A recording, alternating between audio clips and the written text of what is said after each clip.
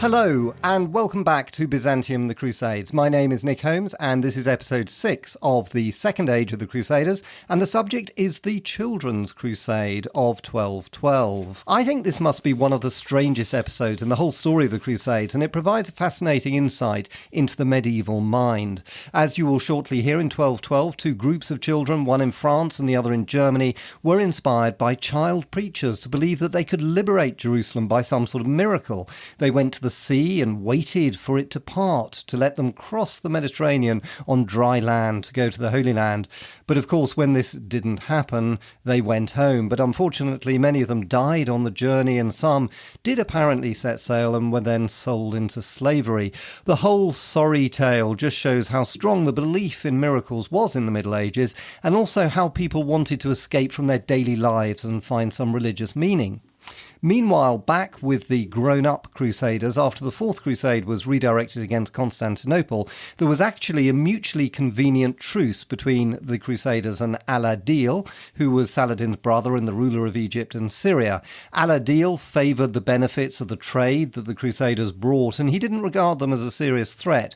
One reason I think that he didn't try to destroy them completely, which he probably could have done since they only controlled the coastal towns, was that he feared it would provoke a larger crusade in retaliation from the West, like the Third Crusade had been, which had been quite a big problem for Saladin. Another reason for Al-Adil to leave the Crusaders alone was a waning interest in the Crusaders in the Holy Land among the feudal lords in Western Europe.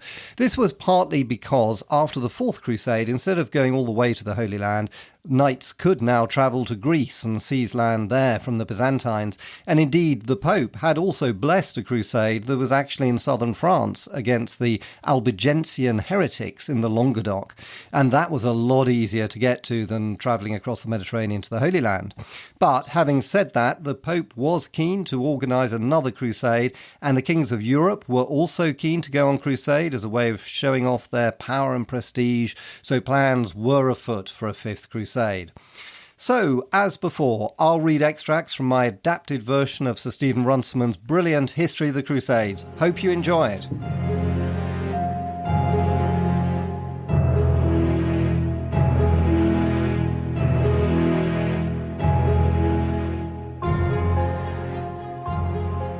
The failure of the Fourth Crusade to send material help to Palestine was not without its compensations. For over 10 years, the little Crusader kingdom was left in peace. The truce that King Amalric had arranged with the Sultan held good.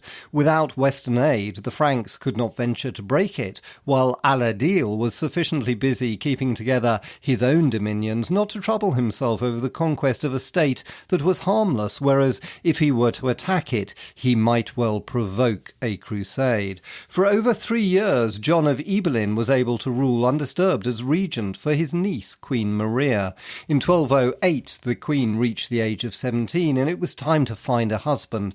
An embassy consisting of Florent, Bishop of Acre, and Aymar, Lord of Caesarea, was sent to France to ask King Philip to provide a candidate.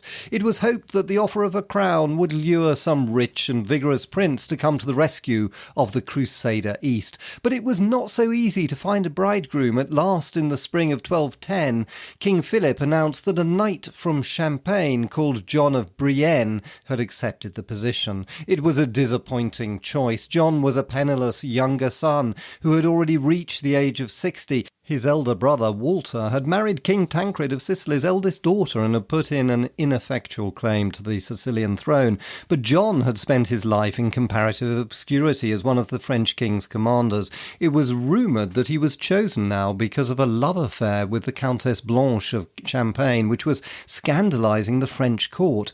But apart from his poverty, he was not ill-fitted for the post. He had a wide knowledge of international politics, and his age was guarantee that he would not embark on rash adventures. To make him more acceptable, King Philip and Pope Innocent each gave him a dowry of 40,000 silver pounds. Meanwhile, until he should arrive, John of Ibelin carried on the government of the Crusader kingdom. In July 1210, the truce with Al-Adil came to an end, and the Sultan sent to Acre to suggest its renewal. John of Ibelin presided over a council at which he recommended the acceptance of the offer, and he was supported by the Grand Master of the hospital, Cardinal Guérin of Montaigu and the Grand Master of the Teutonic Knights, Hermann Barth. But the Grand Master of the Temple, Philip of Le Plessier, persuaded the bishops to insist on rejecting the suggestion on the legal ground that the future king should not be bound by any new truce.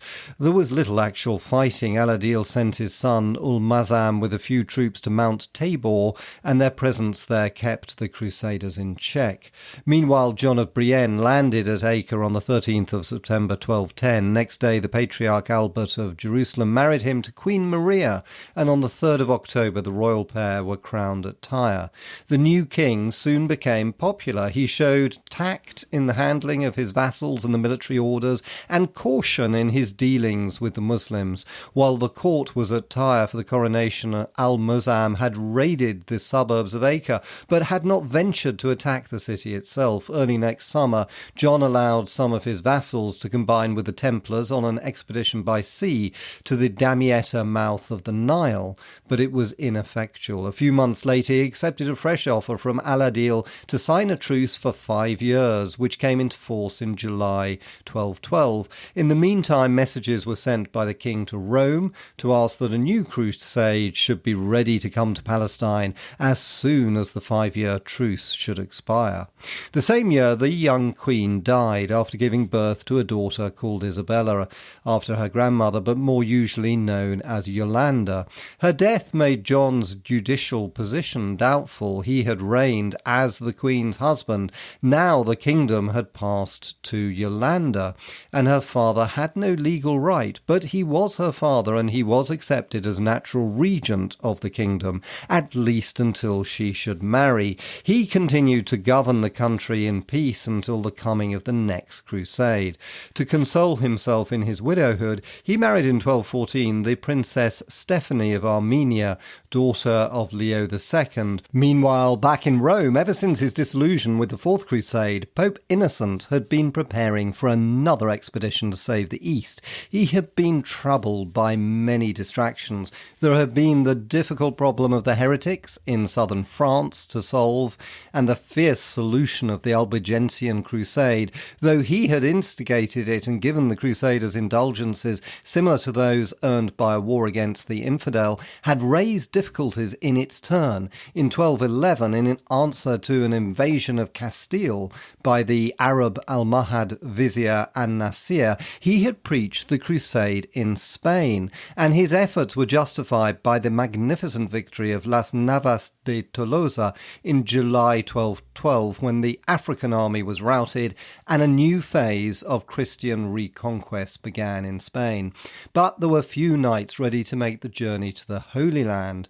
The only response to the prayers for the rescue of Jerusalem came from a very different class. One day in May 1212, there appeared at Saint-Denis in France, where King Philip of France was holding his court, a shepherd boy of about 12 years old called Stephen from the small town of Cloy in the Orléanais. He brought with him a letter for the king, which he said had been given to him by Christ in person, who had appeared to him as he was tending his sheep and who had bidden him go and preach the crusade. King Philip was not impressed by the child and told him to go home, but Stephen, whose enthusiasm had been fired by his mysterious visitor, saw himself now as an inspired leader who would succeed where his elders had failed. For the past 15 years, preachers had been going around the countryside urging a crusade against the Muslims of the East or of Spain, or against the heretics of Languedoc. It was easy for a hysterical boy to be infected with the idea that he too could be a preacher and could emulate Peter the Hermit, whose prowess had during the past century reached a legendary grandeur. Undismayed by the king's indifference, he began to preach at the very entrance to the Abbey of Saint-Denis, and to announce that he would lead a band of children to the rescue of Christendom. The seas would dry up before them, and they would pass like Moses through the Red Sea, safe to the Holy Land. He was gifted with an extraordinary eloquence. Older people were impressed, and children came flocking to his call. After his first success, he set out to journey around France, summoning the children, and many of his converts went further afield to work on his behalf. They were all to meet at Vendôme in about a month's time and start out from there to the east. Towards the end of June, the children did indeed mass at Vendôme. Awed contemporaries spoke of 30,000 of them, not one over 12 12 years of age. There were certainly several thousand of them, and collected from all parts of the country, some of them simple peasants whose parents in many cases had willingly let them go on their great mission, but there were also boys of noble birth who had slipped away from home to join Stephen and his following of minor prophets, as the chroniclers called them. There were also girls amongst them, a few young priests and a few older pilgrims, some drawn by piety, others perhaps from pity, and others certainly to share in the gifts that were showered upon them all. The bands came crowding into the town, each with a leader carrying a copy of the Oriflamme, which Stephen took as the device for the crusade. The town could not contain them all, and they encamped in the fields outside. When the blessing of friendly priests had been given, and when the last parents had been pushed aside, the expedition started out southward. Nearly all of them were on foot, but Stephen, as befitted the leader, insisted on having a brightly decorated cart for himself, with a canopy to shade him from the sun. At his side rode boys of noble birth, each rich enough to possess a horse. No one resented the inspired prophet travelling in comfort. On the contrary, he was treated as a saint, and locks of his hair and pieces of his clothing were collected as precious relics. They took the road past Tours and Lyon, making for Marseille. It was a painful journey. The summer was unusually hot. They depended on charity for their food, and the drought left little to spare in the countryside, and water was also scarce. Many of the children actually died by the wayside. Others dropped out and tried to wander home. But at last the little crusade reached Marseille. The citizens of Marseille greeted the children kindly. Many found houses in which to lodge them. Others encamped in the streets. Next morning, the whole expedition rushed down to the harbour to see the sea divide before them. When the miracle did not take place, there was bitter disappointment. Some of the children turned against Stephen, crying that he betrayed them, and began to retrace their steps. But most of them stayed on by the seaside, each expecting that in the morning God would relent. After a few days, two merchants of Marseille, called, according to tradition, Hugh the Iron and William the Pig, offered to put ships at their disposal and to carry them free of charge for the glory of God to Palestine. Stephen eagerly accepted the kindly offer. 7 vessels were hired by the merchants, and the children were taken aboard and set out to sea. 18 years passed before there was any further news of them. Meanwhile, tales of Stephen's preaching had reached the Rhineland. The children of Germany were not to be outdone. A few weeks after Stephen had started out on his mission, a boy called Nicholas from a Rhineland village began to preach the same message before the shrine of the 3 kings at Cologne. Like Stephen, he declared that children could do better than grown men, and that the sea would open to give them a path.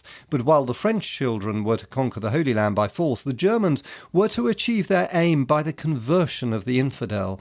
Nicholas, like Peter, had a natural eloquence and was able to find eloquent disciples to carry his preaching further up and down the Rhineland. Within a few weeks, an army of children had gathered at Cologne, ready to start out for Italy and the sea. It seems that the Germans were, on average, slightly older than the French, and that there were more girls with them. There was also a larger contingent of boys of the nobility and a number of disreputable vagabonds and prostitutes.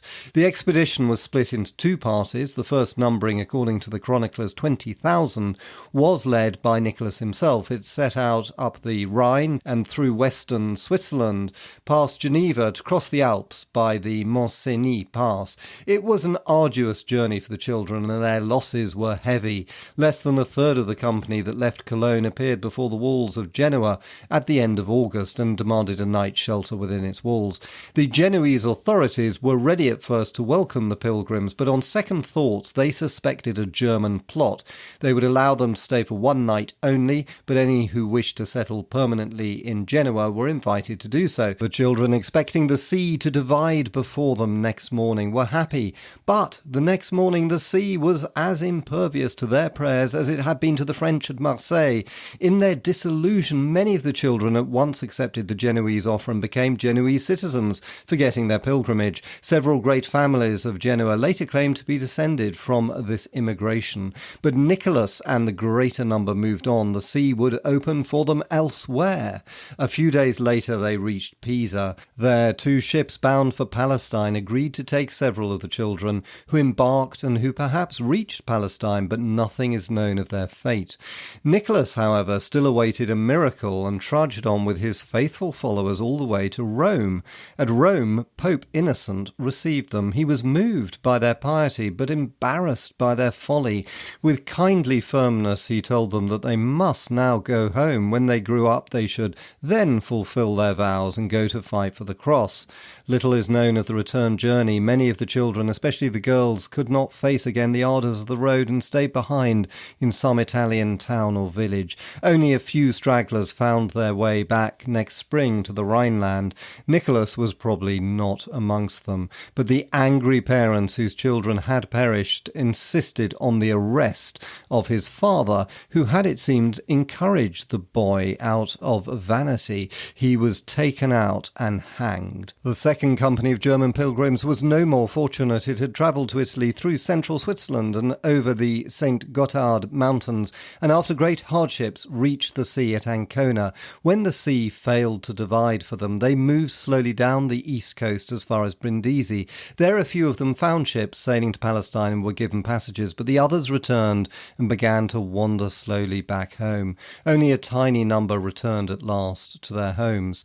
Despite their miseries, they were perhaps luckier than the French. In the year 1230, a priest arrived in France from the east with a curious tale to tell. He had been, he said, one of the young priests who had accompanied Stephen to Marseille and had embarked with them on the ships provided by the merchants. A few days out they had run into bad weather and 2 of the ships were wrecked on the island of San Pietro off the southwest corner of Sardinia, and all the passengers were drowned. The 5 ships that survived the storm found themselves soon afterwards surrounded by a Saracen squadron from Africa, and the passengers learnt that they had been brought there by arrangement to be sold into captivity. They were all taken to Bougie on the Algerian coast. Many of them were bought on their arrival and spent the rest of their lives in captivity there. Others, the young priest amongst them, were shipped on to Egypt, where Frankish slaves fetched a better price. When they arrived at Alexandria, the greater part of the consignment was bought by the governor to work on his estates. According to the priest, there were still about 700 of them living. A small company was taken to the slave markets of Baghdad, and there 18 of them were martyred for refusing to accept Islam. More fortunate were the young priest and the few others that were literate. The governor of Egypt, Al-Adil's son, Al-Kamil, was interested in Western languages and letters. He bought them and kept them with him as interpreters, teachers, and secretaries, and made no attempt to convert them to Islam. They stayed on in Cairo in a comfortable captivity, and eventually this one priest was released and allowed to return to France. He told the questioning parents of his comrades all that he knew, then disappeared into obscurity. A later story identified the 2 wicked merchants of Marseille with 2 merchants who were hanged a few years afterwards for attempting to kidnap the German Emperor Frederick on behalf of the Saracens, thus making them in the end pay the penalty for their crimes.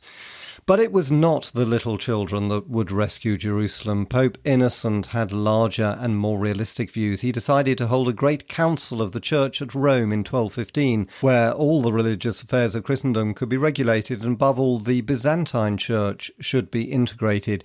At the first session, the Pope himself spoke on the plight of Jerusalem, and the Patriarch of Jerusalem rose to plead for help.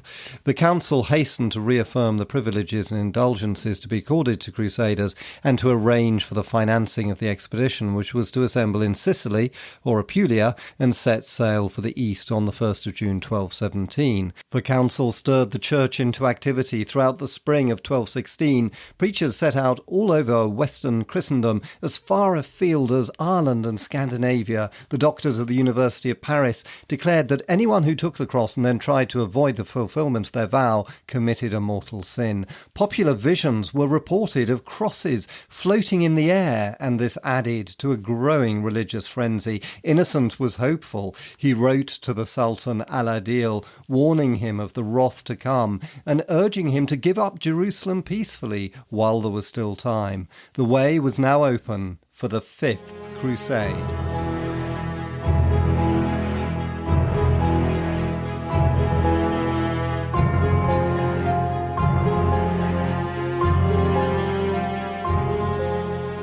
And that ends this episode. Hope you enjoyed it. And if you want to leave any ratings or reviews, especially on Apple Podcasts, you'd be doing me a really massive favour. Thank you so much. And in the next episode, we'll hear about the Fifth Crusade.